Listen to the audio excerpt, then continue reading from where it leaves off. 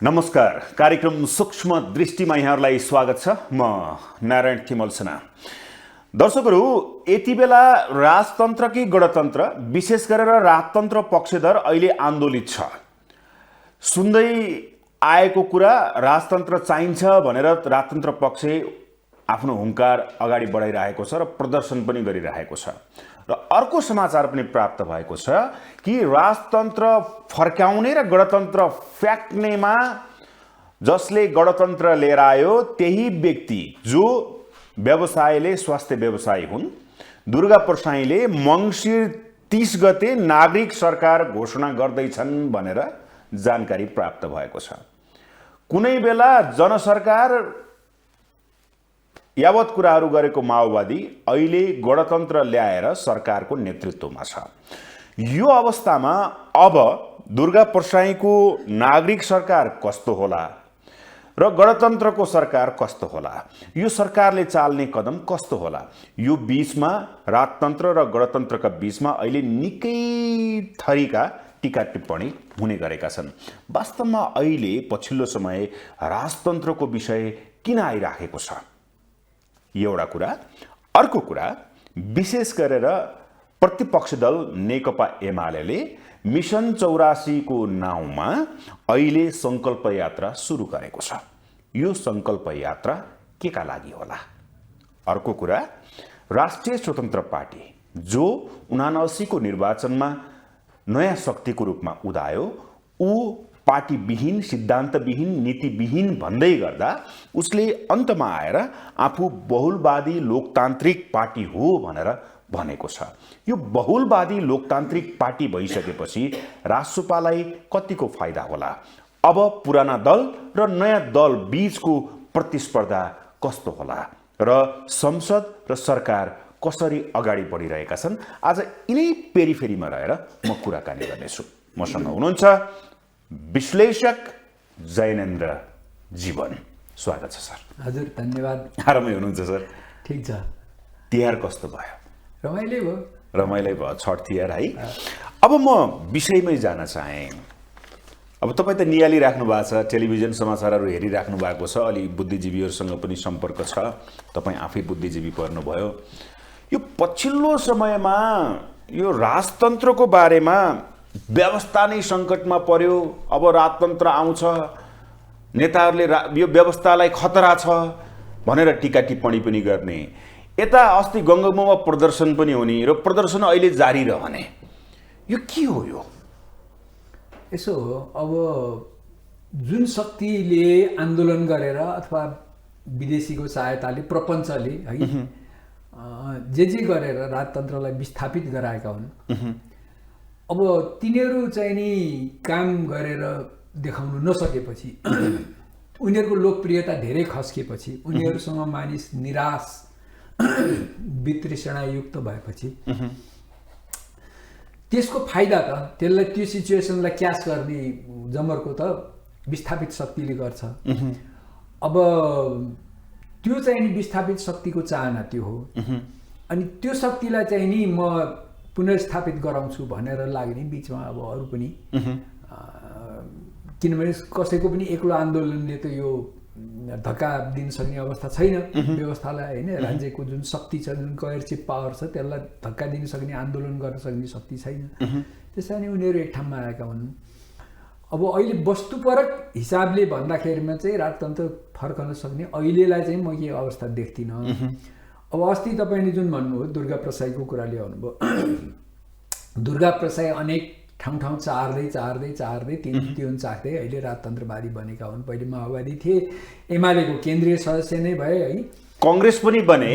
त्यस कारणले चाहिँ के भनेदेखि उनको अब उनी अहिले त्यहाँ गएका छन्। अब त्यो राजतन्त्रलाई सधैँ बोकेर हिँड्ने एजेन्डा उनले कति लिने हुन्, उनले प्रबन्ध गरेको, उनले व्यवस्थापन गरेको चाहिँ नि आन्दोलनमा कति ठुलो नागरिक बचाउ अभियान भनेको छ। धर्म, संस्कृति, नागरिक सब के भयभरको बचाउ छ नि त्यहाँ।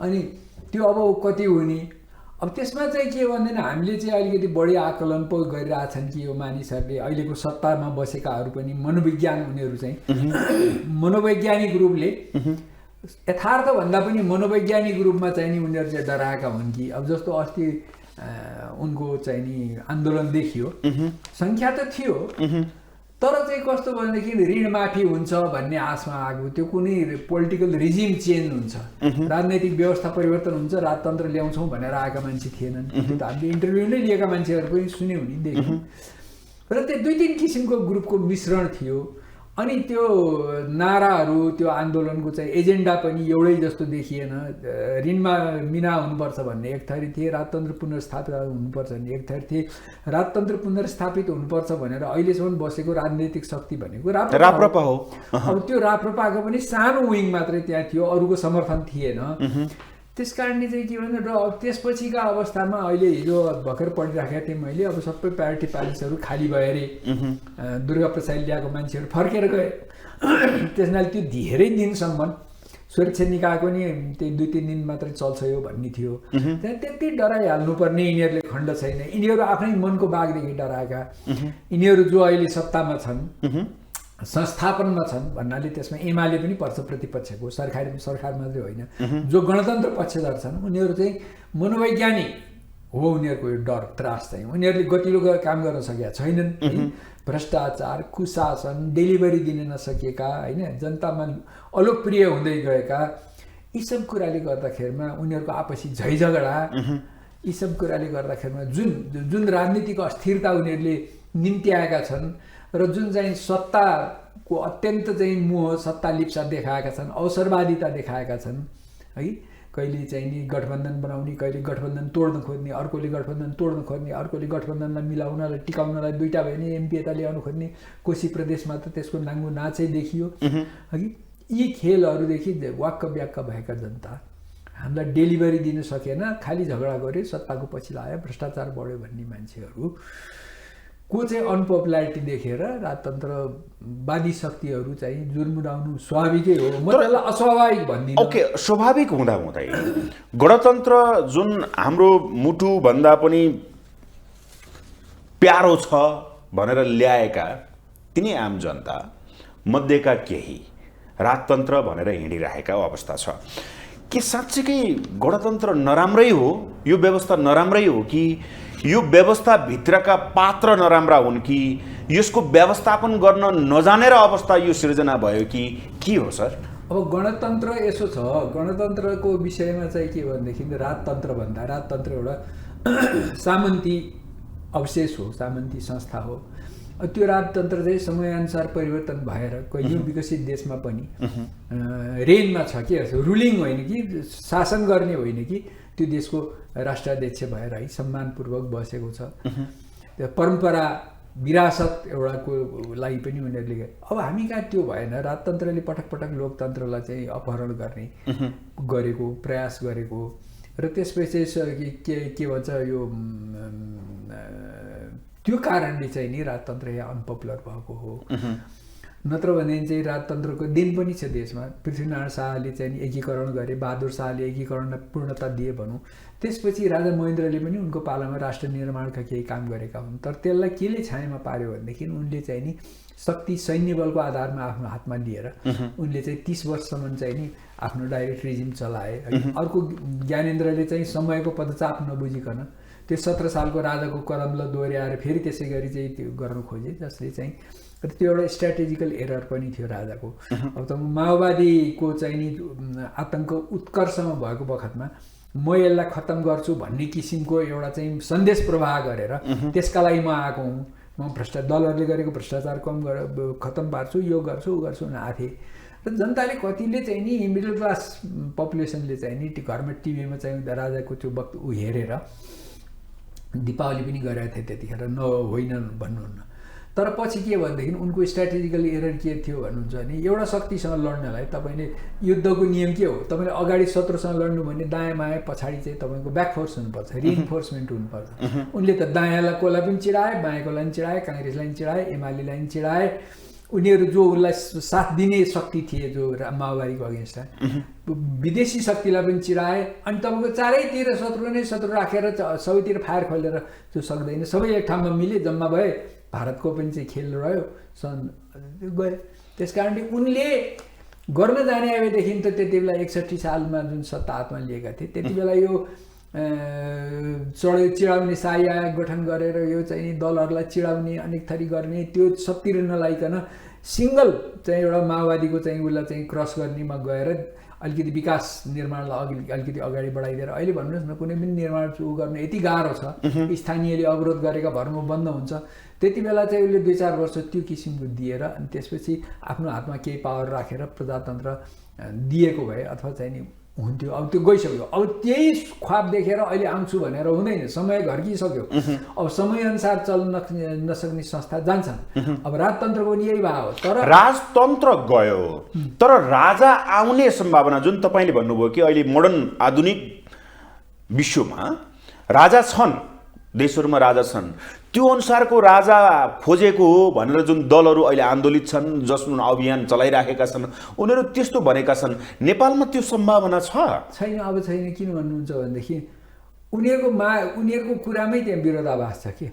यो चाहिँ नि सब बिग्रियो त्यसैले आइरन ह्यान्डले रुल गर्ने एउटा शासक चाहियो अनि राजा चाहिन्छ भनेको छ त्यसको मतलब त निरङ्कुश राजा शक्तिशाली राजा हैन त्यो चाहियो भनेको छ त्यो चाहियो भन्ने अर्थमा त्यो भनेको छ अर्कोतिर के भनेको छ संवैधानिक राजाले पनि भनेको छ अधिकार नभएको संवैधानिक राजाले चाहिँ कसरी चाहिँ देशमा आइरन ह्यान्डले चाहिँ रुल गरेर चाहिँ सुशासन दिन्छ डेलिभर दिन्छ त्यो सकिँदैन अर्को कुरा अघिको त्यो गणतन्त्रकै कुरा म फेरि आउँछु एक लाइन त्यो के भन्दाखेरिमा अब गणतन्त्र चाहिँ नि सैद्धान्तिक रूपले प्रगतिशील व्यवस्था हो राजतन्त्र भन्दा राजतन्त्र सामन्ती व्यवस्था हो त्यो म पनि मान्दछु तर त्यसले चाहिँ त्यति भनेर पुगेन नि त त्यसले राजतन्त्रभन्दा बेटर काम गरेर देखाउनु पर्यो जनताको आकांक्षा सम्बोधन गर्नु पर्यो गरिबी घटाउनु पर्यो विकास निर्माण गर्नु पर्यो अहिलेको जस्तो उल्टो काम गरेर त गणतन्त्र पपुलर हुँदैन आखिर त्यो भने के एउटा फर्म अफ गभर्मेन्ट त हो नि सरकारको एउटा चाहिँ स्वरूप त हो नि गणतन्त्र भने नि राजतन्त्र भने नि त्यस कारणले चाहिँ यो उपलब्धि हो भनेर रात दिन प्रचण्ड कराइरहनुहुन्छ उपलब्धि त जनताले फिल गर्ने सानो कुरामा हुन्छ हो कि घरबाट निस्किएपछि बाटो कस्तो छ बाहिर बिजुली आउँछ कि आउँदैन धारामा पानी आउँछ कि आउँदैन अब यस्ता कुराहरूले मान्छेले चाहिँ त्यो गर्छ अघि त्यतातिर चाहिँ ध्यान छैन सुशासन दिने डेलिभरी दिने काम गर्ने विकास निर्माणको काम गर्ने त्यतातिर ध्यान छैन अघि अर्थतन्त्र सुधार्ने त्यतातिर ध्यान छैन अनि त्यो हामी उपलब्धि भनेर त्यो गणतन्त्रलाई उपलब्धिको रूपमा मान्छेले मान्दैन सिद्धान्त त कागजमा भयो तर इन प्र्याक्टिकल्ली कार्यान्वयन चाहिँ भएन अब त्यही हो सिद्धान्त त यो एउटा चाहिँ भनौँ न प्रगतिशील राजतन्त्रको दानमा प्रगतिशील व्यवस्था हो तर त्यसको कुनै अर्थ छैन त्यो प्रगतिशील भनिरहनु जरुरी छैन यदि त्यसले काम गर्दैन नन फङ्सनिङ गणतन्त्र हो उल्टो भ्रष्टाचार गर्ने लुटतन्त्र हो भने त्यसको धाक लगाइरहनु पर्ने कुरा केही पनि छैन त्यसो भए जुन व्यवस्था हामी राम्रो भनेका छौँ प्रगतिशील व्यवस्था भनेका छौँ यो व्यवस्थाप्रति तपाईँ एउटा विश्लेषकको नाताले यो प्रश्न गर्दैछु सर यो व्यवस्थाप्रति रहेका व्यवस्थापक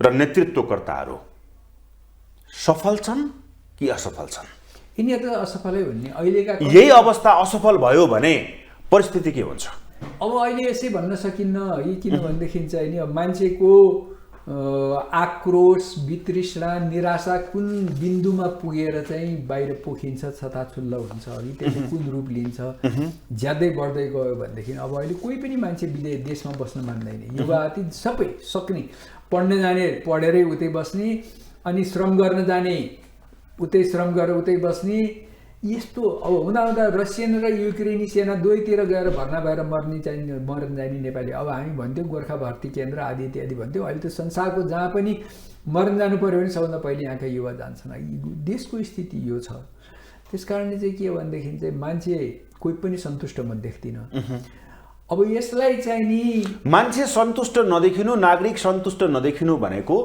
ल्याएको प्रगतिशील गणतन्त्र रोगी हुन थाले हो अब सञ्चालकहरूको कारणले त्यसो भन्न मिल्छ जो चाहिँ के भने गणतन्त्र आफैमा त कुनै खराब होइन तर चाहिँ के भनेदेखि जसले काम गर्न सकेन हामीले गणतन्त्र उपलब्धि भनेर सधैँ प्रचार गर्ने तर डेलिभरी दिन नसक्ने जनतालाई सन्तुष्ट पार्न नसक्ने जनताका आकांक्षा सम्बोधन गर्न नसक्ने आफै भ्रष्टाचारमा डुब्ने भएपछि त त्यसले जुनसुकै जेसुकै पनि उ लिन सक्छ अहिले केही भन्न सकिन्न तर एउटा कुरो राजनैतिक परिवर्तनको लागि भनेर जुन आन्दोलन कथित जनयुद्ध गरिएको थियो अब नेपाली जनता त्यो हतपति चाहिँ त्यो दामिसकेका छन् उनीहरू हतपति आन्दोलन भनेर तल सडकमा आउँदैनन् आए भनेदेखि कति बेला कसको नेतृत्वमा कसरी आउँछन् के हुन्छ विदेशीले त्यसको फाइदा लिन्छ कि स्वदेशमै त्यसको फाइदा लिने हुन्छ कि त्यो भन्न सक्दिनँ है।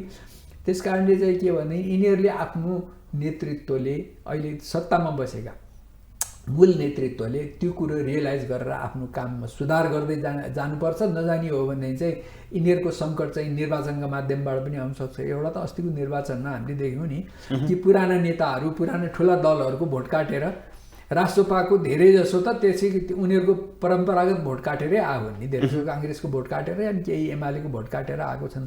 त्यस कारणले त्यस्तो शक्तिहरू आउँदै जान्छन्। तर उनीहरू पनि चाहिँ के भने निर्णायक एउटा बहुमत ल्याउने अवस्थामा नआउन्जेल त उनीहरूले पनि गर्न सक्ने के होइन। अहिले पनि के गरेका छन् र के गरेको त छैन, स्टन्टबाजी गरेर पपुलिस्ट नाराहरू दिएर त्यता आउला। त्यसो भए यो गणतन्त्रमा तपाईँले भन्नुभयो कि यिनीहरूले राम्रो काम गरेनन्, नेता र दलले मात्रै नराम्रो काम गरे हुन् त सर? अहिले पछिल्लो समयको तपाईँको समाज संस्कृति नैतिकता अनुशासन जे भन्नुहुन्छ अपेक्षा गरे अनुसार भएन होला, तर हुँदै नभएको त होइन होला नि? त्यसो त होइन। त्यसो त किन होइन भनेदेखि म जहिले पनि भन्ने गरेको छु 30 वर्ष अगाडिको स्थिति हेर्नुहोस् र 30 वर्ष यताको स्थिति हेर्नुहोस्।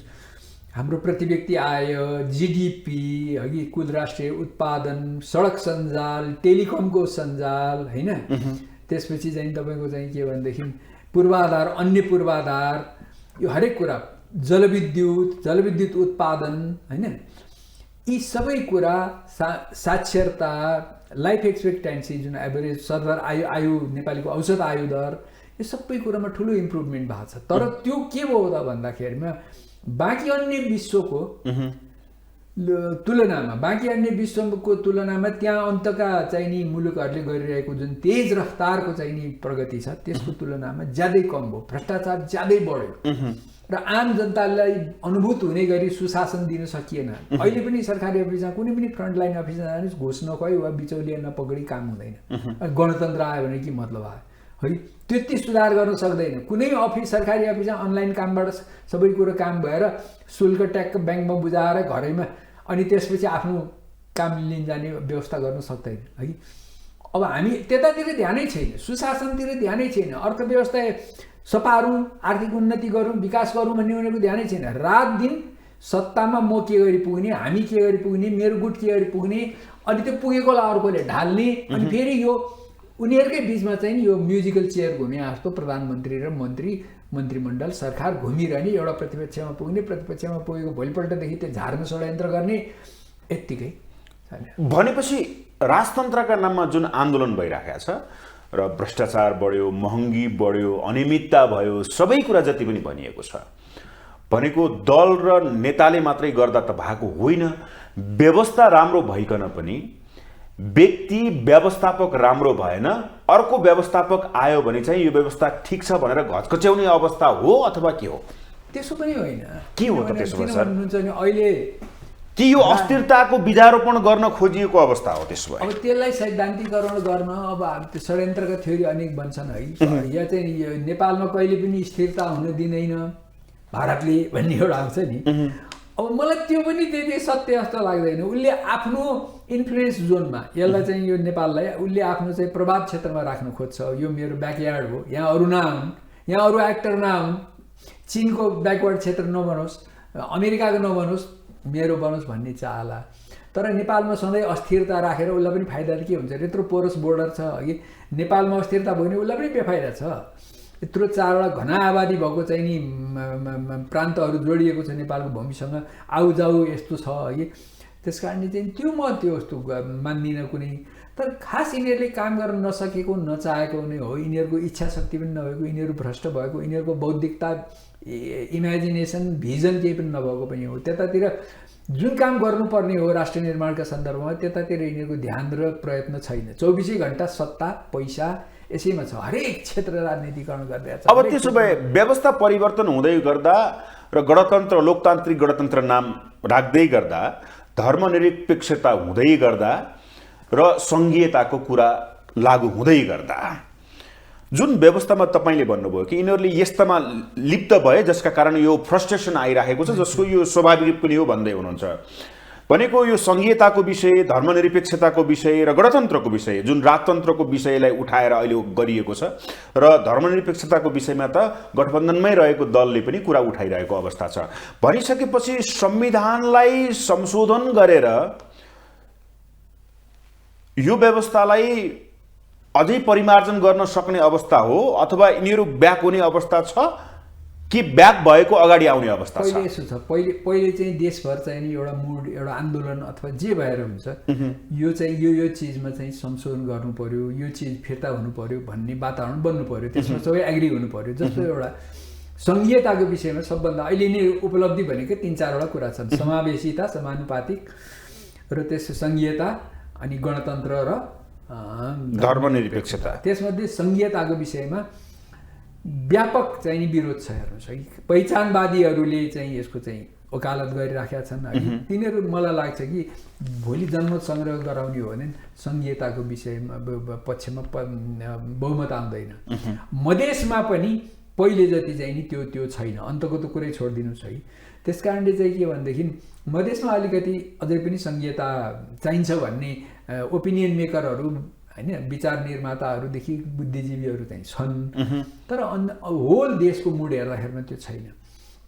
र त्यसका जायज कारण पनि छन्। म सधैँ असंघीयताको विरोधमा लेखिरहेको बोलिरहेको मान्छे हुँ।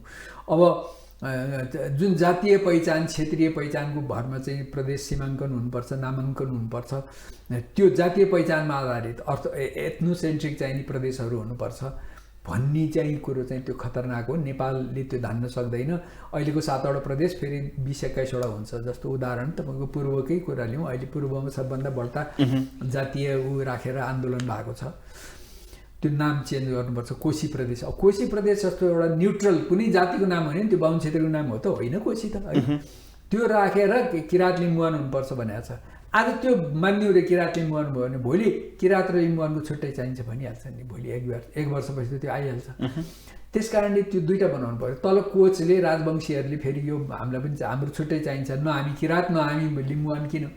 अब यो एउटा प्रदेशलाई 2-3 फ्याक गर्दाखेरिमा 15-20वटा प्रदेश हुन्छ। यो सकिँदैन र यो चाहिँ द्वन्द्व निम्त्याउँछ, यसले अन्तर समुदाय द्वन्द्व निम्त्याउँछ। राष्ट्रिय एकता र अखण्डताको लागि ठुलो चाहिँ नि यो चाहिँ चुनौती हो, खतरा हो। र होइन अब भौगोलिक हो अहिलेको जस्तो चाहिँ नि गैर जातीय, गैर क्षेत्रीय तर भौगोलिक हो कि एक हदसम्म क्षेत्रीय प्रदेश भन्न मिल्ने मधेस हो भन्ने हो भनेदेखि त त्यसको प्रयोजनै छैन। एउटा सानो मुलुकलाई 7वटा गरेर त प्रयोजनै छैन। स्थानीय चाहिँ चाहिन्छ निकाय, त्यसलाई सबल बनाउनु पर्छ, त्यसलाई सशक्त बनाउनु पर्छ, त्यो मार्फतै स्थानीय डेलिभरीको काम गर्ने बनाउनु पर्छ। अरू कुरो नेपालमा केन्द्रले गरे पुग्छ, त्यो राम्रो पनि हुन्छ। अब संविधानमा लेखिएको छ स्थानीय सरकार, प्रदेश सरकार र सङ्घीय सरकार, र प्रदेश सरकार अहिले प्रदेशलाई अधिकार देऊ भनेर आन्दोलित भएको चेतावनी दिएको अवस्था छ हैन। प्रहरी समायोजनको विषय, यो जति पनि कुराहरू बाहिर आएका छन् भनेको व्यवस्था नयाँ ल्यायौँ हामीले र व्यक्ति हामी पुराना भयौँ सञ्चालन गर्ने। तपाईँले भनेको प्रगतिशीलमा पुरानो भइदिइसकेपछि, पुरानो सोच भइसकेपछि त अग्रगमन कसरी आउँछ र सर? हो, त्यही भने म त्यसैमा आउँदै थिएँ।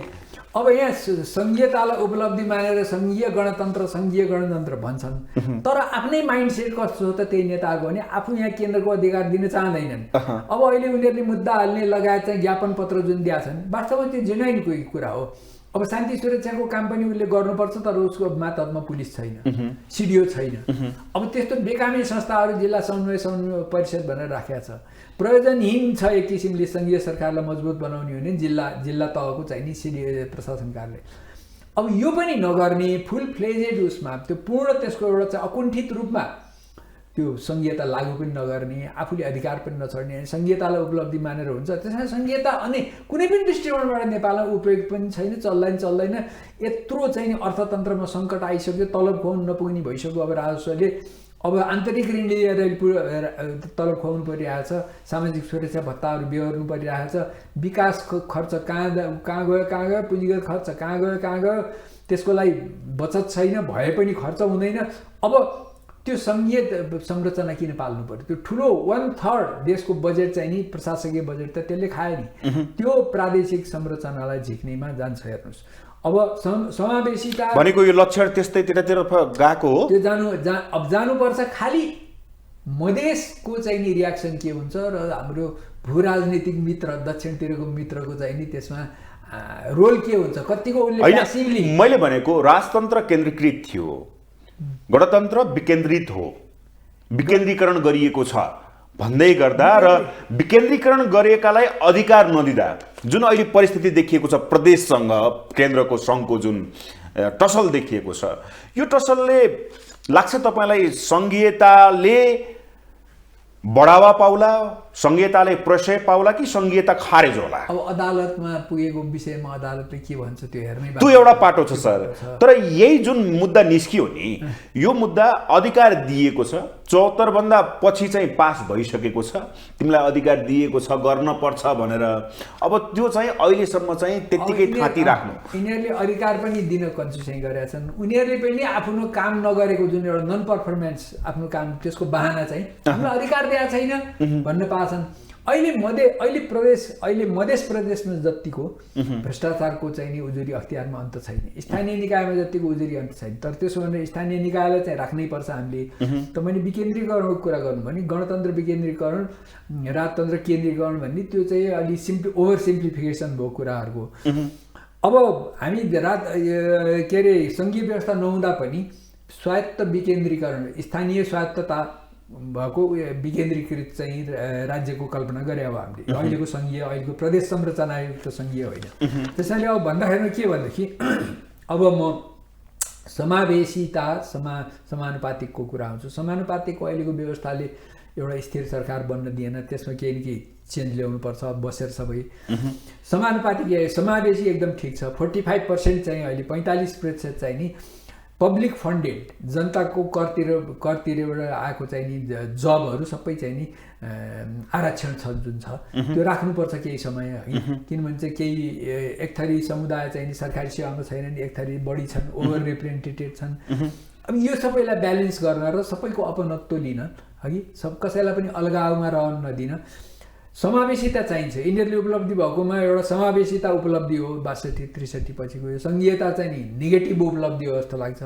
अब गणतन्त्रको विषयमा मैले भने गणतन्त्र अहिले व्यवस्था परिवर्तन गर्न अहिले सकिँदैन। अहिले यो दुर्गा प्रसाईको भरले अथवा अहिलेको यो राजतन्त्रवादीहरूको सानो आन्दोलनले सक्दैन। कि त 62-63 जति आन्दोलन भएको थियो, जत्रो त्योभन्दा ठुलो आन्दोलन ल्याएर मात्रै अहिलेको व्यवस्थालाई डिस्प्लेस गर्न सकिन्छ। नत्र संविधानभित्रबाट आउने गणतन्त्र आउने बाटो छैन। सेनाले अब गणतन्त्र ल्याउनलाई त्यो बाहिर बसेको राजालाई कानमा बोकेर ल्याउँदैन। त्यो त्यति बेला चाहिँ गर्यो उसले, सेनाले त्यो राजाले आफ्नो हातमा अधिकार लिँदाखेरिमा त्यति बेला मद्दत गरे हो। 17 सालमा पनि हो, 61 सालमा पनि हो। तर अब बाहिर गइसकेको उसलाई किन गर्छ?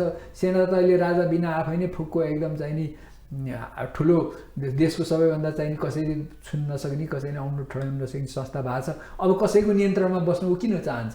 त्यतातिर नै जाउँ खाएर। उसले ल्याउँदैन, सेनाले ल्याउँदैन, संविधानभित्रबाट आउने बाटो छैन। आन्दोलन गरेर ल्याउनु पर्यो। त्यो चाहिँ आन्दोलन चाहिँ दुर्गा प्रसाद अब अहिलेको यिनीहरूको उसको हेरेर आउनु सक्ने अवस्था देख्दिनँ। र गणतन्त्रलाई नै हटाउनु पर्छ भन्ने पक्षमा नि म छैन। यी भित्रका पात्रहरूलाई हटाएर नयाँ युवा नेतृत्व आएर अलिकति भिजनरी, बौद्धिक, यस्तो भ्रष्ट होइन काम गर्ने त्यस्तो आएर यिनीहरूले चाहिँ गऱ्यो भनेदेखि अहिलेकी व्यवस्था ठिक छ। रह्यो धर्मनिरपेक्षताको कुरो। धर्मनिरपेक्षताको कुरोमा चाहिँ के छ भने त्यति बेला पनि धर्मनिरपेक्षता पनि सैद्धान्तिक रूपमा जुन चर्चको नियन्त्रणबाट चाहिँ राज्यलाई बाहिर राख्नुपर्छ भन्ने पश्चिममा एउटा चाहिँ थ्योरी छ। र त्यसपछि चाहिँ राज्यको धर्म हुँदैन, सबैको लागि राज्य बराबर हुनुपर्छ लोकतान्त्रिक। त्यो अनुसार चाहिँ धर्मनिरपेक्षता ल्याएको यिनीहरूले हो भन्छन् है। तर ल्याउँदाखेरिमा के भने कुनै पनि कुरो चाहिँ हेर्नुहोस् प्रक्रिया पनि फेयर हुनुपर्छ कि। राम्रो कुरो त ल्याए तर प्रक्रिया फेयर भएन। जनताले नचाहँदै जनताको अभिमत बोरा चाहिँ नि सुझाव चाहिँ नि यिनीहरूले फालिदिएर एकातिर फालेर षड्यन्त्रपूर्वक ढङ्गबाट पश्चिमाहरूको प्रेसरमा धर्मनिरपेक्षता ल्यायो। र त्यसपछि त्यति बेला धर्मनिरपेक्ष नभनेर हिन्दू राष्ट्र भनेको थियो। 80-81% हिन्दू थिए, 93-94% ओमकार परिवार थिए। यस्तो ठाउँमा यत्रो एब्रप्ट चेन्ज ल्याउनुभन्दा धार्मिक स्वतन्त्रता भएको मुलुक हुनेछ भनिदिएको भए सिद्धिएको थियो। धर्मनिरपेक्षताको ठाउँमा स्वतन्त्रता भनेर राखिदिए हुन्थ्यो। अब यिनीहरूले त्यो धर्मनिरपेक्षता भन्ने शब्दले चाहिँ हिन्दू बहुसङ्ख्यक हिन्दूलाई चाहिँ एकदम पिन्च गरेको छ। त्यति बेला यिनीहरूले चलाइ के पनि गरे भनेदेखि मधेस पनि एकदम यो धर्मसापेक्ष हुने क्षेत्र हो, उसलाई चाहिँ नि क्षेत्रीयतावादतर्फ उसको आन्दोलन बढाइदिए कि नेताहरूले। ठुलो षड्यन्त्र छ हेर्नुहोस् है त्यतिखेर। त्यति बेला भारतमा नि कङ्ग्रेस साईको गभर्मेन्ट थियो है। अब उनीहरू पनि त्यही चाहन्थे, श्याम शरणहरू सबको काम त हो नि यो। त त्यस कारणले चाहिँ नि त्यसलाई क्षेत्रीयतावादतिर ढल्काइदिएपछि त्यो हिन्दूको पक्षमा त खालि खस आर्य मात्रै भए, जनजाति पनि भएनन्। दलितहरू आफ्नै कारणले त्यो हिन्दूको वर्ण व्यवस्थाको कारणले हिन्दू राष्ट्रको विरोधी थिए। क्रिस्चियनहरू वेस्टर्न पावरले ब्याक गरेका क्रिस्चियनहरू मिसनरीहरू विरोधमा थिए। अब अहिले आएर सबै चाहिँ नि त्यसपछि यो कित्ता काट भएर एक ठाउँमा भएर अहिले मधेस पनि खसारेसँग जोडिएर चाहिँ हिन्दू राज्य हुनुपर्छ भनेर माग गर्न थालेको छ है। भन्नाले चाहिँ के भनेदेखि यो त्यतिखेर नै यो नेपाली काङ्ग्रेस र एमाले चुकेका हुन्। उनीहरूले चाहिँ नि त्यो स्वतन्त्र भन्ने राख्नुपर्ने धेरै षड्यन्त्रले राखेको हुनाले। तपाईँलाई एउटा कुरा भनौँ, भोलि आइन्स्टाइन नै जन्मन्छ भने पनि बलात्कार गरेर नपाइने अरे कि प्रक्रिया चाहिन्छ कि प्रक्रिया चाहिँ नि तपाईँको त्यो सम्बन्धित स्त्रीको आइन्स्टाइनलाई जन्म दिने स्त्रीको चाहिँ मन्जुरीले तपाईँले चाहिँ नि ऊ गर्न पाउनुहुन्छ, होइन भने बलात्कार गर्न पाउनुहुन्न। त्यस्तै धर्मनिरपेक्षता यिनीहरूले भनेको जस्तो हिन्दू राष्ट्र हुनुभन्दा प्रगतिशील परिबन्ध हो भन्ने हो भने पनि त्यो ल्याउने पनि फेर मेथड हुनुपर्थ्यो, त्यति बेला गरिएन। त्यस कारण त्यो विषयमा अहिले अब खास गरी इन्डियामा भारतीय जनता पार्टीको सरकार आएपछि यो विषय अलिकति प्रेसर लाग्दै आएको छ र यहाँ पनि त्यो चाहिँ नि अहिले एक किसिमको आन्दोलनको रूप आइसक्यो। त्यस कारणले त्यही बुझेर र इन्डियन संस्थापनलाई इन्डियाको संस्थापनलाई चाहिँ नि अलिकति खुसी पारेर सत्तामा बसिरहनको लागि पनि अब उसको समर्थन चाहिन्छ भन्नलाई हामी पनि हिन्दुत्ववादी हौँ भन्ने देखाउनको लागि देउवाले पनि बोलेका होलान्। यो माहौल बन्दैछ। यो माहौलले चाहिँ नि अब हिन्दू धर्मनिरपेक्षता हटाउन सक्ने केही समयमा सम्भावना छ, तर कतिको सक्छन् त्यो म भन्न सक्दिनँ। त्यसमा अब क्रिस्चियनहरूको वेस्टर्न दक्षिण र उत्तरलाई यसमा मतलब छैन। दक्षिणको चाहिँ नि अब संस्थापनमा चाहिँ भारतीय जनता पार्टी भयो। 24को इलेक्सनमा नि आयो भने अहिले 5वटा स्टेटको इलेक्सन गर्दा मिक्स्ड देखिन्छ। तैपनि अब मोदीको अहिलेसम्मको चाहिँ एउटा छवि एउटा गजबको छ। आयो भनेदेखि चाहिँ नि उनीहरूको प्रेसर अझै बढ्छ। तर अब त्यो गर्दाखेरिमा वेस्टर्न खेमा बेखुसी हुन्छ। क्रिस्चियन कम्युनिटी ठुलो जुन एकदम एक्सप्यान्ड भएर गएको छ नेपालमा बेखुसी हुन्छ। त्यस्तै चाहिँ अलिकति दलित एक्टिभिस्टहरू पनि बेखुसी हुन्छन्, जनजातिहरू पनि खुसी हुँदैनन्, बेखुसी हुन्छन् केही हदसम्म। त्यसलाई कसरी म्यानेज गर्न सक्छ त्यो आउँछ कि आउँदैन त्यो अहिले भविष्यकै गर्वमा छ। अहिले हामीले ट्रेन्ड मात्रै हेर्ने हो भन्न सकिँदैन। परिस्थिति त्यस्तो भयो भने के हुन्छ? भयो भने अब हिन्दू घोषणा गऱ्यो भने अलि दिन आन्दोलन गर्छन् जनजातिहरूले, क्रिस्चियनहरूले जुलुस निकाल्छन्, माइतीघर मण्डलमा बस्छन्, त्यो बिस्तारै चलाउँछ। तर त्यो चाहिँ अब हिन्दू राष्ट्र हुनेछ भने तापनि जसरी अहिले चाहिँ धर्मनिरपेक्ष हुनेछ भने चाहिँ स्पष्टीकरण महलमा तल सनातन धर्म के भनेर लेखेर त्यो हिन्दूवादीहरूलाई खुसी पार्न लेखिएको छ नि है। त्यो हिन्दू नै भने जस्तो, हिन्दू राष्ट्र नै भने जस्तो छ, तर हिन्दू राष्ट्र होइन धर्मनिरपेक्ष। त्यस्तै त्यतिखेर चाहिँ यो धर्मनिरपेक्षतावादीहरूलाई खुसी पार्नलाई हिन्दू राष्ट्र भने तापनि सबैलाई समान हुनेछ के भनेर क्वालिफाइङ क्लजहरू तल यिनीहरूले राख्छन् है। यस्तो तर तपाईँलाई लाग्छ त्यसो भए नेपाल धर्मनिरपेक्ष राष्ट्र हुने छैन, हिन्दू राष्ट्र घोषित भएर समानताका आधारमा अरू धर्महरू पनि समान रूपमा लागू हुनेछन् भन्ने सम्भव छ? सम्भव छ। अब त्यो परिस्थितिले कस्तो हुन्छ, राजतन्त्र सम्भव छैन, धर्मनिरपेक्षता सम्भव छ। अहिलेलाई निकट भविष्यलाई राजतन्त्र सम्भव छैन। अब त्यसो भए राजतन्त्र सम्भव छैन, गणतन्त्रका पात्रहरूले चाहिँ डेलिभरी दिएका छैनन्। अहिले गणतन्त्र ल्याउन, संघीयता ल्याउन, व्यवस्था परिवर्तन गर्न हामीले धेरै बलजोड गरेको भनेर आफूलाई एकदम अब्बल ठान्ने दलहरू अहिले चाहिँ एउटा प्रतिपक्ष छ, तर अरू सबै सत्ता पक्षमा छन्। यो डेलिभरीको कुरामा, सरकारको कुरामा आउन खोजे मैले। तपाईँले यो सरकारलाई पास भएको देख्नुहुन्छ कि फेल भएको देख्नुहुन्छ? यसलाई पास भएको भन्नु मिल्दैन। भर्खर यो ग्रेस मार्क थपेर 3rd डिभिजनमा ठ्याक्क लाएर खुट्टो टेकेको सम्म भने हुन्छ, होइन भने फेलै ए भन्नाले फेल भएको होइन, 3rd डिभिजनमा खुट्टा टेक्यो। अब सधैँ हुने काम चाहिँ एउटा नियमित काम चाहिँ भइराखेकै छ। केही एक्स्ट्रा केही देख्नुहुन्छ?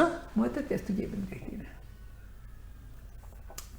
भनेको पुरानै शैली यातायातको लाइसेन्स अहिले लिन जानुहोस्, त्यहाँ तपाईँलाई त्यहीँ देख्नुहुन्छ। त्यही एउटा सेक्टर पनि त्यसरी एउटा पासपोर्टमा डेलिभरीमा चाहिँ पासपोर्टमा अलिकति इम्प्रुभमेन्ट भयो अरे, अलिक छिटो हुने भयो अरे। अरू त 8-9 महिना सरकारमा बस्दाखेरिमा त तपाईँको 5-7वटा पहिले बिग्रेका कुराहरूको चाहिँ डेलिभरी सर्भिस चाहिँ एकदम राम्रो हुनुपर्ने नि, त्यतातिर खोइ ध्यान। प्रधानमन्त्री सधैँ भाषण गरेर चाहिने उद्घाटन गरेर हिँड्नुहुन्छ, देउबार उहाँहरू बसेर कसरी चाहिँ नि टिकाउने के अरे भन्नुहुन्छ, ओली कसरी यिनीहरूलाई खतम पार्ने भनेर लाग्नुहुन्छ। उहाँहरूको त फोकसै त्यसैमा छ नि, उहाँहरूको सुशासनमा फोकस छ र छैन नि। ओली प्रचण्ड देउबाको सुशासनमा फोकस छैन र के अरे ओलीको पनि कुनै चाहना छैन। कसरी हुन्छ यो सरकारलाई झारौँ, आफू जाउँ, त्यही त हो नि। उनीहरूको त्यो फोकस भनेको चाहिँ नि सत्तामा हुनेले पनि प्रतिपक्षमा हुनेले पनि, प्रतिपक्षमा हुनेले पनि त यो कुराहरू यो इस्युहरू उठाउनुपर्छ, होइन। अब खालि चाहिँ के भनेदेखि पोलिटिकल आलोचना गरेको छ, त्यसरी त हुँदैन नि त। कर्म भएन है सर? भएन, एक्सन पनि भएन, कर्म पनि भएन। ओके, त्यसो भए अब पछिल्लो समयमा त फेरि अब 79 सकिएन, एक वर्ष भयो, अहिले भर्खर सकियो। अब फेरि 84 भनेर हिँडिराखेका छन् दलहरू। यस विषयमा तपाईँको धारणा के छ?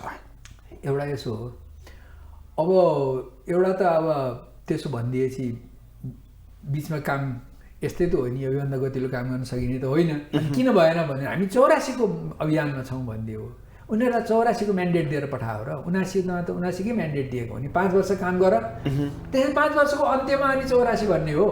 त्योलाई देखाएर मैले 5 वर्ष गतिलो काम गरेँ भने 84 भन्नै पर्दैन नि, आफै आउँछ नि 84।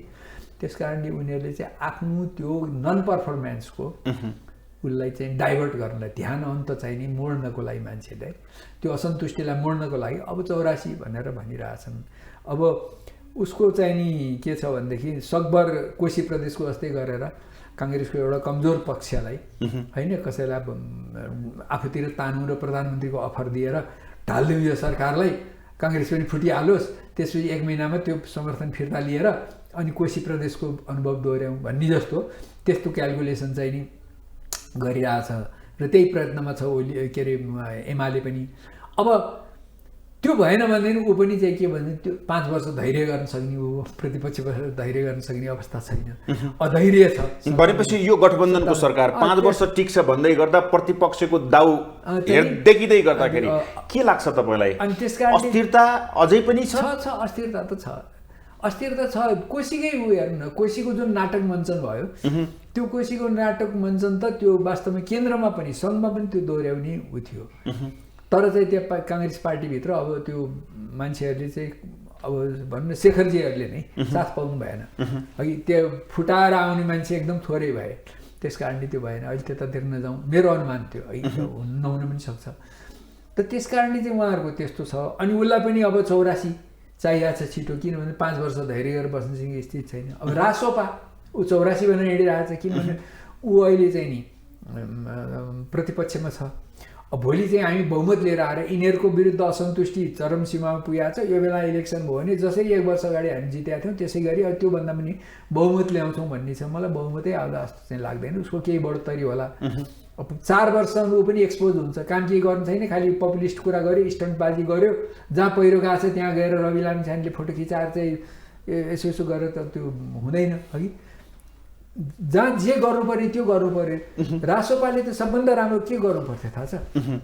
होइन, रासोपाको बारेमा आउँला सर, रासोपाको बारेमा अलि डिटेल अलिकता केही उसमा आउँला। पनि ओके त्यो गर्न पाए हुन्थ्यो जस्तो छ। ओके, राजतन्त्रको विषयमा तपाईँले अघि भन्नुभयो कङ्ग्रेसमा गएका, माओवादीमा गएका, एमालेमा गएर राजतन्त्रवादी बनेका दुर्गा प्रसाई र नेकपा एमालेको अहिलेको सङ्कल्प यात्रा र अभिव्यक्ति जुन ओलीले दिइराख्नु भएको छ एमाले, र अस्ति भर्खरै पप्पू कन्स्ट्रक्सनका हरिनारायण रौनियारलाई उहाँले भित्र्याउनु भयो।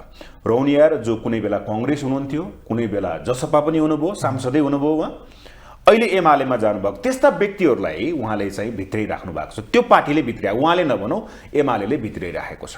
कांग्रेसको पनि त्यस्तै अवस्था छ, माओवादीको पनि त्यस्तै अवस्था छ। अब यो भनेको व्यवस्थामा यस्तो खालको खेल भनेको व्यवस्थाको लागि गरिएको छ कि आफ्नो अवस्था सुधार्नका लागि गरिएको छ? गरिएको हो। अब त्यो चाहना हुन्छ। आज हरि रजौरियाको कुरा आयो। हिजो विनोद चौधरी एमालेमा थिए, आज काङ्ग्रेसमा छन्। राज्यलक्ष्मी गोल्छा जस्तो मान्छे एउटा पात्र, कसैले नचिन्ने पात्रलाई चाहिँ सांसद बनाइदिएको थियो र उनले 7 करोड दिएर मैले आउँ भनिन्। यो सबै हेर्दाखेरि के भने उहाँहरूलाई चाहिँ जुन चन्दादाताहरू हुन्छन्, ठुलो रकम चन्दा दिनेहरूले मलाई एमपी बना, उनीहरूलाई नै राजनैतिक महत्त्वाकांक्षा हुन्छ नि। पैसा त यत्रो खर्च गरेको छ, त्यसबाट बिजनेसमा हुने फाइदा त छुट्टै छँदैछ। अब के लाइसेन्स पायो होला, के पायो होला, के फेभर पायो होला।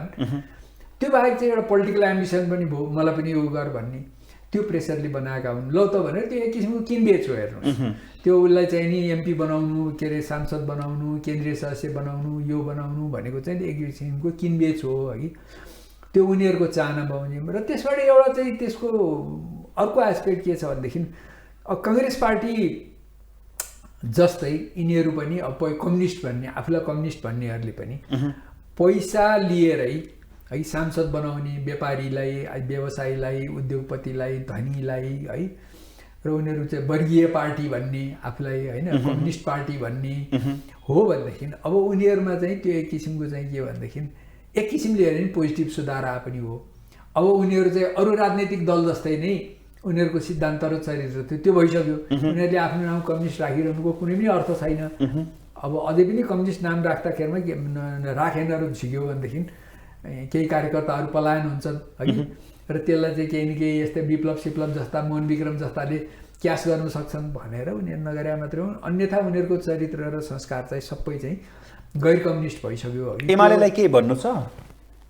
एमाले त्यही हो, उनीहरूको सिद्धान्त, चरित्र, संस्कार सबै चाहिँ अरू बुर्जुवा पार्टी जस्तै भइसक्यो। त्यस कारणले अरू बुर्जुवा पार्टी गरेको जस्तै यस्ता मान्छेहरूलाई, व्यवसायीहरूलाई उनीहरूले प्रवेश गराइरहन्छन् चन्दा लिएर। त्यसमा अन्यथा मान्नुपर्ने कुरो केही छैन। नगरेर राम्रो मान्छे ल्याएको हुन्थ्यो, अलि त्यहाँ सदनमा गएर नि कन्ट्रिब्युट गर्न सक्ने होइन, त्यस्तो किसिमको मान्छे ल्याएको हुन्थ्यो। तर उहाँहरूले पैसाको लागि गरे हो। काङ्ग्रेसको पनि त्यही हो, एमालेको पनि त्यही हो, माओवादीको पनि त्यही हो। हेर्नुहोस् यस्तो छ। ओके, त्यसो भए अलिकति अब राष्ट्रपाको बारेमा आउँ। यी पुराना दल भए, पुराना दल 79मा चुनौती दिएको राष्ट्रिय स्वतन्त्र पार्टी, मान्छेहरूले भनेका थिए पछिल्लो समयमा यो कुनै दलविहीन, नीतिविहीन, सिद्धान्तविहीन पार्टी। पछिल्लो समयमा उसले राजनीतिक सैद्धान्तिक रूपमा चाहिँ उसले आफूलाई बहुलवादी लोकतान्त्रिक पार्टी हौँ हामी भनेर भनेको छ। यो विचार नयाँ हो होइन? अब यसो छ, यो म वेलकम डेभलपमेन्ट मान्छु। किनभने उहाँको विषयमा चाहिँ नि अब एउटा कुरो चाहिँ अलिकति अगाडि जाउँ। मान्छे सिद्धान्त विचार भनेर चाहिँ नि नेपालमा धेरै भयो कि सिद्धान्त र विचारको आधारमा टुट्ने फुट्ने भनेर छन्। कम्युनिस्ट पार्टीहरू आफ्नो व्यक्तिगत गुटगत महत्त्वाकांक्षाले, झगडाले चाहिँ नि फुट्छन्, स्वार्थले फुट्छन्। अघि 50वटा पार्टी हुन्छन् तर उनीहरू सैद्धान्तिक जलप दिन्छन् त्यसलाई है। यो चाहिँ नि कस्तो भनेदेखि यो सिद्धान्तदेखि वाक्क भइसक्यो मान्छे, सिद्धान्तको बहसदेखि है। त्यस कारणले उनीहरूले चाहिँ नि यो गैर सैद्धान्तिक भए भनेर आलोचना गर्नुमा म चाहिँ त्यति केही देख्दिनँ। तर यतिका भनिसकेपछि उनीहरूले आफ्नो चाहिँ नि एउटा चाहिँ नि राजनैतिक, सामाजिक, आर्थिक आधार के हो, नियम के हो, त्यो देखाउनलाई त्यो चाहिँ उनीहरूले भनिदिनु, स्पष्ट गर्नु जरुरी थियो। अहिले जलेश्वरमा हिजो त्यो भने त्यो राम्रो कुरा हो। बहुलवादी लोकतान्त्रिक पार्टी भन्दै गर्दा हामी एउटा चाहिँ नि यो एक्स्ट्रा हो। यसो हो, हामी डेमोक्रेटिक पार्टी हौँ होइन, कुनै कम्युनिस्ट पार्टी होइन। र हामी चाहिँ लेफ्ट लिबरल पनि होइनौँ, हामी लिबरल हौँ। हामी चाहिँ लिबरल पार्टी हौँ, उदार अर्थव्यवस्थाको नीति अपनाएको बहुलवादी डेमोक्रेटिक भएको पार्टी हौँ भनेर भने त्यो ठिक छ। अहिलेको नेपालमा पोलिटिकल स्पेसमा सबै लेफ्टहरू धेरै छन् कि लेफ्ट ठाउँ चाहिँ एकदम ठुलो त्यो ओभर प्याक्ड भइसक्यो कि त्यो त्यस्तो भइसक्यो। राइटिस्ट ठाउँ कम छ। अब नेपाली काङ्ग्रेस सेन्ट्रिस्ट भनौँ अहिले नेपाली काङ्ग्रेसलाई होइन, राइटमा त चाहिँ नि राप्रपा मात्रै छ, जसले कुनै बखतमा उदार अर्थव्यवस्था हुनेछ भनेको छ, समाजवादको नाम कहीँ पनि उच्चारण गरेको छैन, राप्रपाले छ। अब त्यसपछि त्यही किताबमा अहिले गएर राप्रपा सानो थियो, अब अहिले रासोपा पनि गएको छ। त्यस कारणले उसले आफूले प्रश्न पारेको ठिकै छ, अब काम गरेर देखाउनु पर्यो उसको। त्यसो भए उसले भन्यो कि गणतन्त्रलाई उसले स्वीकार गर्यो, सङ्घीयताबारे ऊ चाहिँ मौन छ, तटस्थ बस्यो, अडान जस्तो लिएर बसेको, सङ्घीयतालाई मन नपराए जस्तो। यसले केही प्रभाव पार्छ? सङ्केत चाहिँ उसले सङ्घीयताको प्रादेशिक संरचनाको खिलाफमै दिएको बुझ्दछु म। र त्यो चाहिँ अझै उनीहरूको त्यही होला कि अब त्यही हो, पपुलिजम भने त्यही हो कि त्यो कुरा प्रश्न भन्न सक्नुपर्छ। चित्रबहादुर केसीले भन्नु हुने, नारायण बिजुक्सेले भन्नु हुने, रासोपाले किन भन्न नहुने होइन? सङ्घीयताको विषयमा जनस्तरमा यत्रो बहस भएर चाहिँ विरोध भइराखेपछि उनीहरू त्यो किताबमा उत्रिएको भए हुन्थ्यो। र पहिले पनि त्यही भनेर उनीहरूले सङ्घीय के अरे प्रादेशिकमा उम्मेदवारै नदिएका हुन्, आज स्पष्ट रूपमा भनिदिए हुन्थ्यो। हालाकि चाहिँ नि सङ्घीयताको उनीहरू पक्षमा गएको जस्तो चाहिँ उनीहरूको मान्छेहरू हेर्दा, सङ्केत हेर्दा त्यो छैन। अब गणतन्त्रलाई ऊ गरेको छ, त्यसलाई सैद्धान्तिक लाइन ठिकै जस्तो लाग्छ मलाई उनीहरूले। ओके, त्यसो भए यो पार्टीले राजनीतिक किता स्पष्ट पार्यो नि, जुन बहुलवादी लोकतान्त्रिक पार्टी भनेर, अब खुट्टा पनि नभएको, हात पनि नभएको, शरीर मात्रै भएको भन्ने कुरा पनि आउँथ्यो। अहिले नेपाली राजनीति बुझ्ने जनतामा यो पार्टी राष्ट्रपाले कस्तो सन्देश दियो र पुर्यायो, के लाग्छ तपाईँलाई? अब यो चाहिँ के भने पढे लेखेका मान्छेहरू, धेरै जसो युवाहरू छन्, उहाँहरूले अब संसदमै सुमनाजीको चाहिँ प्रस्तुति बडो राम्रो छ। उहाँले अध्ययन गरेर, रिसर्च गरेर, खोजेर जनसरकारका विषयदेखि राष्ट्रिय महत्त्वको विषयमा उहाँले कुराहरू उठाउनुहुन्छ होइन। स्वर्णिम वाग्लेको छुट्टै एउटा ऊ भइहाल्यो होइन, एउटा विकास अर्थशास्त्रीको रूपमा ख्याति कमाएको मान्छे होइन। त्यस्तै हरेकको आफ्नै ऊ छ। तर चाहिँ के हो भनेदेखि उहाँहरूले चाहिँ नि गल्ती गर्नुभयो कहाँनिर भनेदेखि, उहाँहरू चाहिँ अब सरकारमा जानु भएन, पहिले सरकारमा जानुभयो। सबभन्दा गल्ती गरेको चाहिँ उहाँहरूले त्यही भन्छु। मैले एउटा आर्टिकल पनि लेखेको थिएँ, रासोपा सरकारमा जानुपर्छ भनेर। किनभने चाहिँ काम गरेर देखाउँछौँ, हामी डेलिभर गरेर देखाउँछौँ भन्न त सरकारमा नगइकन प्रतिपक्षमा बसेर त हुँदैन। संसदमा गर्ने भूमिका ठिक छ, सडकमा आन्दोलन गर्दा उहाँहरू जाने होइन, जाने कुरो पनि भएन। अब उहाँहरूले चाहिँ नि सरकारमा गएर पनि एउटा विकासे मन्त्रालय, कृषि मन्त्रालय, शहरी मन्त्रालय, यस्तो एउटा दुईवटा मन्त्रालय लिएर त्यहाँ चाहिँ एकदम गजबको काम गरेर देखाइदिएको भए, किन विभागीय मन्त्रीले चाह्यो भने धेरै कुरो हुन्छ कि, गरेर देखाइदिएको भए, सुधार ल्याएको भए अघि त्यो उहाँलाई चाहिँ नि सबैले सम्झने, त्यो एउटा चाहिँ उहाँहरूको इमेज, उहाँहरूको चाहिँ नि एउटा चाहिँ त्यो बिम्ब नै त्यही हुन्थ्यो, ऊ त्यहाँ काम गरेको भन्ने है। उहाँहरू त्यो गर्नु भएन। रवि लामिछाने नै मात्रै जानुपर्ने, पार्टी अध्यक्ष मात्रै, अरूलाई उहाँले मन्त्रीमा नपठाउने र उहाँलाई गृह नै चाहिने। अनि त्यो के जाति पासपोर्टको मुद्दा थियो, त्यो सकिएपछि अब रवि लामिछानेले पनि गृह पाउनु पनि भएन, अरूमा उहाँ नजाने, अरूलाई नपठाउने, त्यस्तो पनि नेतृत्व हुन्छ। त्यो दुई तिनवटा आफ्नो मातहतको उसलाई चाहिँ मन्त्री बनाएर पठाएर आफू पार्टी सङ्गठन सुदृढीकरणको काममा लाए भइहाल्थ्यो नि। अनि तिनीहरूले राम्रो काम गरेन भने पार्टीले कसिरावे हुन्थ्यो नि पेज। अब त्यसो नगर्ने है, सबै अधिकार अध्यक्षले राख्ने, अनि त्यसो अरूको चाहिँ नि काम गर्न गाह्रो छ यो त थाहा छ। अनि त्यसमा सरकारमा नजाने, गए पनि गृह मन्त्रालय जस्तो, त्यो त विकासै मन्त्रालय होइन नि, त्यहाँ गएर तपाईँले के चाहिँ इम्प्रुभ गर्न सक्नुहुन्छ र? अब पुलिसको स्ट्रक्चर हो भने त्यो बेग्लै, त्यहाँ गर्नुपर्ने कुरा धेरै छन्। शान्ति सुरक्षाको जिम्मा लिएको नम्बर 1 मन्त्रालय हो प्राथमिकतामा देशको शासनको लागि, तर विकास निर्माणको काम त त्यहाँबाट हुँदैन। त्यो उहाँहरूले गर्नुपर्थ्यो, त्यो नबुझ्या होइन होला यति कुरा। नगरेको के भने त्यही आफ्नै दलीय स्वार्थ, आफ्नो उसको अध्यक्षको आफ्नै स्वार्थ। त्यस कारणले यस्ताहरूबाट उठेर अनि यो स्टन्टबाजी गरेर, पपुलिस्ट कुरा गरेर, जहाँ जे कुरा गरेर ताली बज्छ, लोकप्रिय हुने त्यही गरिदिने, अघि पपुलिजममा आधारित पोलिटिक्स गरेर। अनि अब कहीँ केही भयो, अब अस्ति जानुभयो जाजरकोटमा, एकदम ठिक हो, त्यहाँ गएर रेडियो गरेर त्यो त तिनीहरूले गरिहाल्थ्यो नि है। यस्ता यस्ता काम गरेर होइन, उहाँहरूले गर्नुपर्ने काम गर्नुपर्थ्यो, त्यो गरिराख्नु भएको छैन। तथापि अहिले बिगारिहालेको पनि केही छैन र उहाँहरूको चाहिँ नि मत सायद चाहिँ बढ्ला अर्कोचोटि जहिले चुनाव भयो। ओके, त्यसो भए अर्को कुरा, यी सबै कुराहरू गर्दै गर्दा यो अन्तिममा मेरो प्रश्न, विकास, समृद्धि, सामाजिक सुशासनका कुरा, सबै जति पनि सामाजिक न्यायका कुरा गर्दै गर्दाखेरि एक ठाउँमा बसेर काम गर्नुको साटो दलहरू, जुन तपाईँले भन्नुभयो कम्युनिस्टहरू एकापट्टि छन्, लेफ्टिस्ट एकापट्टि छन्, राइटिस्ट एकापट्टि छ, एउटा त्यसमा राष्ट्रपा पनि थपियो। अब मलाई प्रष्ट रूपमा बताइदिनुहोस्, हामी जन्मिएदेखिका नेताहरू यिनै छन् र यिनीहरूले यिनै कुरा गरिरहेका छन्। देश विकास होला, समृद्धि होला, आशा गरिरहेको अवस्था छ। अब उत्पादन होला, स्वरोजगार होला, यहाँ रोजगारी सृजना होला भन्नेको साटो युवाहरू विदेश प्लान भएका छन्। अब सुन्नमा आउँछ शिक्षा क्षेत्र विशेष गरेर +2 पछिका कलेजहरू त अब बन्द हुने अवस्थामा छन्। यो समग्र परिस्थिति समृद्धि भन्ने शब्दलाई, विकास समृद्धि भन्ने शब्दलाई हरेक दलले मैले गर्छु, म भए म बिना हुनै सक्दैन, एक अर्काप्रति आरोप प्रत्यारोपमा चलेर यी दलहरूले, यी नेताहरूले देश बनाउला नि त। अहिलेको नेता, अहिलेको नेतृत्व जो छ भनौँ न, देउबा, ओली, प्रचण्ड जस्ता र त्यो पुस्ताका, त्यो अहिले धेरै वर्ष शासन सत्ता सम्हालिसकेका ट्राइड टेस्टेड एन्ड फेल्ड लिडरहरू हुँदैन। अब बाहिर खोज्न जाने, अब हामीले चाहिँ तिनीहरूलाई बाहिरबाट काजमा झिकाउने पनि हुँदैन। देशमा नेतृत्व त्यहीँ बन्नुपर्छ। पार्टीभित्र पनि जुन सेकेन्ड र्याङ्कका लिडरहरू छन्, खास गरी नेपाली काङ्ग्रेसमा देखिया छ नि, गगन थापा, विश्वप्रकाश जस्ता, उहाँहरू चाहिँ अगाडि आएर उहाँहरूले चाहिँ नि चाहिँ निर्णायक भूमिकामा आउनुभयो भने परिवर्तन हुनसक्छ। किन उहाँहरू परिवर्तनप्रति ग्रहणशील पनि हुनुहुन्छ।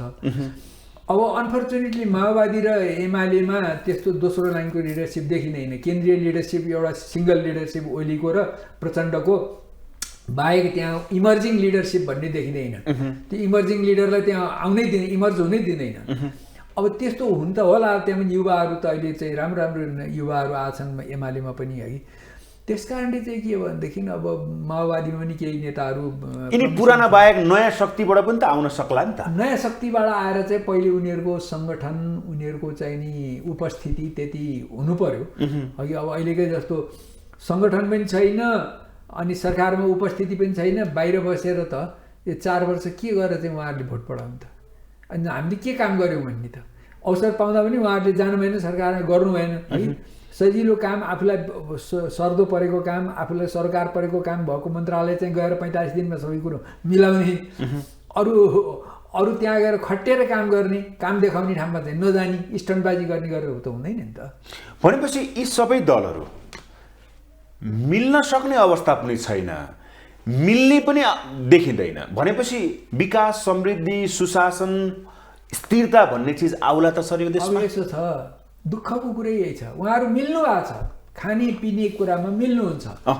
तपाईँको केस, कतिपय ठुल्ठुला केसहरू आउँछन्, त्यसमा चाहिँ प्रतिपक्षमा भएको ओली पनि सत्ता पक्षमा भएको प्रचण्ड र देउबासँग मिलेर एक ठाउँमा एउटा सहमतिमा पुग्नुहुन्छ। अब यहाँसम्म चाहिँ पुगियो, योभन्दा अगाडि नदिउँ है।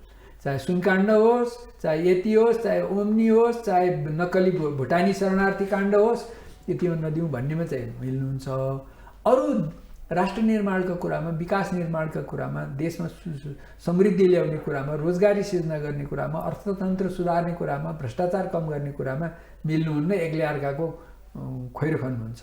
र जब चाहिँ केही सङ्कट आइपर्छ, यस्तो भागभण्डाको कुरा, फलान ठाउँमा नियुक्तिमा यो तँलाई, यो मलाई, यो मलाई भनेर गर्नेमा चाहिँ मिल्नुहुन्छ। दुःखको कुरा नै यही छ। अब त्यसो भए पछिल्लो समयमा राजतन्त्र हुँदाखेरि, राजाले अङ्कुश लगाउँदाखेरि दलहरू उफ्रिए, गणतन्त्र ल्याइयो, अभिव्यक्ति स्वतन्त्रता, नागरिकहरू स्वतन्त्र भए होइन, विकास, सञ्चारमा धेरै विकास भयो होइन। पछिल्लो समयमा सरकारले विभिन्न एप्सहरूमा, मोबाइल एप्सहरूमा अङ्कुश लाउने काम गरेको छ। यो विषयमा सरकारको पनि आलोचना, कसैले समर्थन पनि गरेका छन्, कसैले विरोध पनि गरेका छन्। अब यसलाई समग्रतामा हेर्दाखेरि जुन यो अङ्कुश लाउने काम स्वतन्त्रताको नाउँमा राज्यले जुन अङ्कुश लगाइरहेको छ, यो विषयमा तपाईँ पक्षमा कि विपक्षमा? म पक्ष विपक्ष कुनै पनि होइन। अब अलिकति सामाजिक सञ्जालदेखि हरेक कुरामा अलिकति चाहिँ नि यो अङ्कुश लाग्नुपर्ने चाहिँ भएको छ। तर त्यसमा अब सरकारको नियत के हो? यो एउटाबाट टेस्ट केस, एउटा टिकटकबाट टेस्ट केस गर्यो, अब भोलि यसमा चाहिँ धेरै विरोध आएन भने अर्को क्षेत्र पनि गर्दै क्रमशः गर्दै जाने हो कि? त्यस कारणले चाहिँ त्यो अभिव्यक्ति स्वतन्त्रताका प्लेटफर्महरू, प्रेस स्वतन्त्रताका मिडियाका प्लेटफर्महरू बन्द गर्दै जाने, त्यो प्रति असहिष्णु हुने, त्यस्तो हो भने चाहिँ हामी सतर्क हुनुपर्छ, विरोध गर्नुपर्छ, त्यसमा सबै एक ठाउँमा उभिनै पर्छ। प्रेस फ्रिडममा, नागरिकको अभिव्यक्ति स्वतन्त्रतामा त्यो कम्प्रोमाइज हुन सक्दैन। तर चाहिँ के भने अब प्रेसको पनि हेर्नुहोस् न, अब प्रेसकै कुरा गर्दा र मिडियाको कुरा गर्दाखेरिमा तपाईँ मिडियाकर्मी हुनुभयो, तपाईँ मान्नुहुन्न होला यो कुरा, मैले देख्दा त एउटा प्रेस काउन्सिल र एउटा गाली बेइज्जती ऐन त हो नि, होइन? तपाईँको यो ब्ल्याकमेल पत्रकारिताको पार्टी पर्चाकारिताको त केही इलाजै छैन। अब तपाईँले प्रेस काउन्सिलमा मुद्दा हाल्नुहुन्छ, त्यो प्रेस काउन्सिलको त्यो टुथ एन्ड नेल नभएको के दाँत र नङ्ग्रा नभएको त्यसले केही गर्दैन, कसैले टेर्दैन वास्तै हुन्न। सबभन्दा चाहिँ नि ब्ल्याकमेल पत्रकारितामा दुर्नाम कमाएको मान्छे नै प्रेस काउन्सिलमा पुगेर हुने देश चाहिँ यो हेर्नुहोस्। अब गाली बेइज्जती ऐन चाहिँ यति निष्प्रभावी छ कि आजसम्म कतिवटाले हामी भन्छौँ नि उहाँ लाइभले यति तिराइदियो, ठुलो अमेरिकामा यस्तो गर्यो भन्छौँ नि, अझसम्म कसैलाई के भएको छैन र त्यो एकदमै निष्क्रिय निष्प्रभावी छ। त्यस कारणले यसलाई चाहिँ गरेर अलिकति यस्तो किसिमको भन्नुहोस् न त्यो ब्ल्याकमेल पत्रकारितामा अङ्कुश लाउने पनि गर्नुपर्छ। तर त्यो गरे कि हात हालेर प्रेस फ्र्याटर्निटीले त्यो हुनै दिँदैन। त्यसमा प्रेस फ्र्याटर्निटीले पनि प्रेसको चाहिँ नि फ्र्याटर्निटीले पनि आफ्नो मूल्याङ्कन गर्नु जरुरी छ, तर त्यसको स्वतन्त्रता हरण गर्न चाहिँ पाइँदैन। स्वतन्त्रताका नाममा अराजकता निम्त्याउन पनि त पाइँदैन नि, त्यो दुईटै कुरा। राज्यले ठिक गरेको हो त्यसो भए? अहिले यसै भन्न सकिन्न, अहिले शङ्काको लाभ दिउँ, हेर्दै जाउँ, सतर्क हुनुपर्छ। ओके, धेरै धेरै धन्यवाद छ सर, आइदिनु भयो, धेरै धेरै धन्यवाद छ। हस्, मेरो पनि धन्यवाद। उहाँ हुनुहुन्थ्यो विश्लेषक जयनेन्द्र जीवन। हवस् त, आजको लागि कार्यक्रम सूक्ष्म दृष्टि यति नै। सम्पूर्ण टिम सहित मलाई पनि आज्ञा दिनुहोस्। नमस्ते।